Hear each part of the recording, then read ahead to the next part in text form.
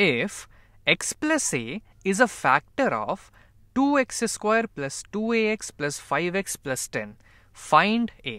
अब हमसे कहा गया है कि ये जो x plus a है ये इस दिए हुए पॉलिनॉमियल का एक फैक्टर है। पहले तो ये काफ़ी बड़ा पॉलिनॉमियल है तो इसको हम कुछ नाम दे देते हैं।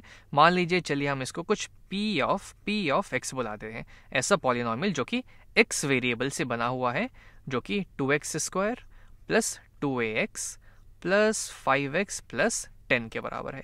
अब चूंकि x प्लस से इसका फैक्टर दिया हुआ है, यानी कि इसका ये मतलब हुआ कि जब हमने इस 2x square plus 2ax plus 5x plus 10 को, इस पॉलिनॉमियल को x प्लस a से डिवाइड किया होगा तो हमें कोई भी रिमाइंडर नहीं मिला होगा। ये इससे परफेक्टली डिवाइड हो गया होगा। ये दिया हुआ है और हमको अब a की वैल्यू फाइंड करनी है। तो चलिए एक बार एक सेकंड के लिए सोचते हैं कि सिचुएशन यहाँ पे क्या है। हमारे पास है p ऑफ x, इसको हमने डिवाइड कर दिया x प्लस a से।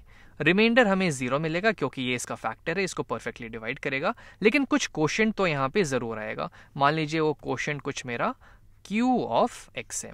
तो जब मैं इस x प्लस a को q ऑफ x से मल्टीप्लाई करूंगा और उसमें 0 ऐड करूंगा, मतलब कुछ भी नहीं ऐड करूंगा, तो मुझे वापस से p ऑफ x मिल जाएगा।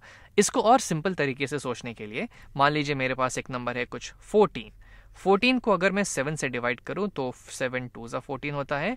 इसको मैं यहाँ लिख के सब्ट्रैक्ट करूंगा तो आ जाएगा 0। तो 7 को मैं जब 2 से मल्टीप्लाई करूंगा तो हो जाएगा 14 में 0 ऐड करूंगा तो वापस से मुझे 14 ही मिल जाएगा। बस सेम चीज़ यहाँ पे हो रही है। तो इस चीज़ को यहाँ पे अगर मैं लिखने की कोशिश करूँ तो p ऑफ x जो है वो हो जाएगा x प्लस a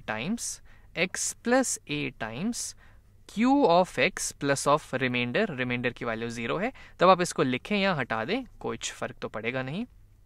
लेकिन इससे हमारा फायदा क्या हुआ? तो इससे हम एक चीज़ ये देख सकते हैं कि अब हमको यहाँ से a की वैल्यू चाहिए। तो एक काम करते हैं, इस दिए हुए पॉलिनॉमियल में कैसे भी अगर हम यहाँ से x हटा पाएं, अब x चूंकि एक वेरिएबल है तो उसको हम किसी और चीज़ से रिप्लेस कर सकते हैं, किसी और कांस्टेंट वैल्यू से रिप्लेस कर सकते हैं ताकि वो हट जाए और किसी भी तरीके से सिर्फ इस पॉलिनॉमियल में a बचे, तब हम इसकी वैल्यू निकाल पाएंगे शायद कुछ करके।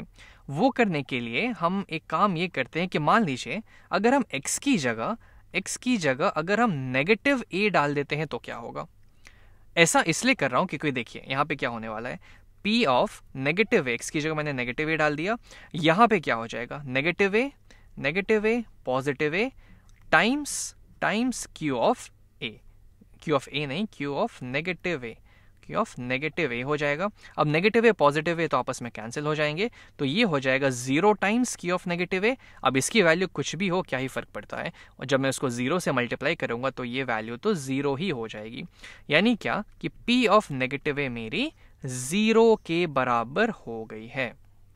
अब एग्जाम में आपको ये सब करने की ज़रूरत नहीं है। अगर आप ये सोच रहे हैं कि हम नेगेटिव ए तक कैसे पहुंचे, तो वो सोचने का सबसे सिंपल तरीका ये है कि जो भी फैक्टर हमें दिया हुआ है, जैसे कि यहाँ पे x प्लस ए दिया हुआ है, उस x प्लस ए को आप 0 के बराबर करिए और यहाँ से x की जो वैल्यू आती है, जैसे अगर इसको मैं 0 के बराबर करूँगा तो यहाँ से x की वैल्यू आ गई नेगेटिव ए। इसका मतलब ये हुआ कि जब मैं x की वैल्यू नेगेटिव ए इस दिए हुए पॉलिनॉमियल में रखूंगा तो इस पूरे पॉलिनॉमियल की वैल्यू 0 हो जाएगी। इसको और अच्छे शब्दों में कहने का तरीका ये भी है कि चूंकि x प्लस ए इसका एक फैक्टर है तो x इक्वल्स टू माइनस ए इस दिए हुए पॉलिनॉमियल का एक 0 हो जाएगा या फिर एक रूट हो जाएगा। तो जो भी x की वैल्यू यहाँ पे दी हुई है उसको 0 के बराबर करके यहाँ से जो भी x की वैल्यू आए वो जैसे ही हम इस पॉलिनॉमियल में डालेंगे तो इसकी वैल्यू 0 के बराबर हो जाएगी, जो कि हमने यहाँ पे देखा भी कि ऐसा क्यों हो रहा है। तो चलिए ये चीज़ हम यहाँ पे करते हैं। तो हमारे पास अब पॉलिनॉमियल जो दिया हुआ है वो है 2 times x square plus 2ax plus 5x plus 10। अब हर x की जगह हम नेगेटिव a डाल देते हैं तो ये हो जाएगा 2 टाइम्स नेगेटिव a का whole square plus 2a times negative a plus 5 times negative a plus 10, और इसकी वैल्यू 0 के बराबर है। यहाँ पे हमें ऐसा पता चला है। तो आगे इसको सॉल्व किया जाए तो negative a times negative a, तो नेगेटिव टाइम्स नेगेटिव पॉजिटिव होता है, a टाइम्स a हो जाएगा a स्क्वायर, तो ये हो जाएगा 2a square. 2 times a times negative a, तो यहाँ पे एक नेगेटिव साइन आ जाएगा और a टाइम्स a स्क्वायर हो जाएंगे, तो ये हो जाएगा 2a square negative 2a square. 5 times negative a हो जाएगा -5a प्लस 10, प्लस 10, ये ब्रैकेट की ज़रूरत नहीं है यहाँ पे, प्लस 10 के बराबर, और ये है 0, ये और ये कैंसिल, तो यहाँ से मुझे मिल जाएगा -5a प्लस 10 इक्वल्स टू 0। अब दोनों साइड में 10 सब्ट्रैक्ट कर देता हूँ, तो मेरे पास आ जाएगा -5a इक्वल्स टू -10। अब दोनों साइड अगर मैं -5 से डिवाइड कर दूँ तो a की वैल्यू आ जाएगी -10 अपॉन -5, यानी कि अब ऊपर नीचे मैं -5 से जब डिवाइड कर दूंगा तो a की वैल्यू यहाँ से 2 के बराबर आ जाएगी। तो a की वैल्यू 2 हो गई, यानी क्या कि इसका एक फैक्टर जो है वो x + 2 हो जाएगा।